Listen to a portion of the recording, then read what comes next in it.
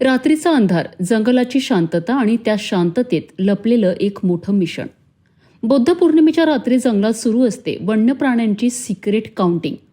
परंतु या मिशनमध्ये एक मोठा प्रश्नही समोर येतोय.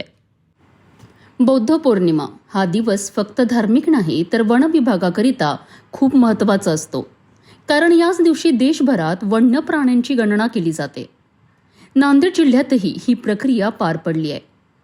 जंगलातील नैसर्गिक आणि कृत्रिम तलावांजवळ ट्रॅप कॅमेरे बसवून आणि वन कर्मचाऱ्यांच्या मदतीने प्राण्यांची नोंद करण्यात आली आहे. उन्हाळ्याचे दिवस, पाण्याचे स्रोत कमी, त्यामुळे वन्य प्राणी पाण्यासाठी या पाणवठ्यांवर येतात आणि या क्षणी त्यांची गणना करणे सोपे होते.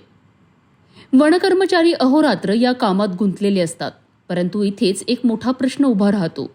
या कर्मचाऱ्यांची सुरक्षा नेमकी कुठे आहे? स्थानिक कर्मचारी आणि ग्रामस्थांच्या मते या धोकादायक कामाकरिता पुरेशा सुरक्षा उपाययोजना नाहीत. जंगलात वन्य प्राण्यांचा धोका आणि तरीही कर्मचारी काम करत आहेत रामभरोसे.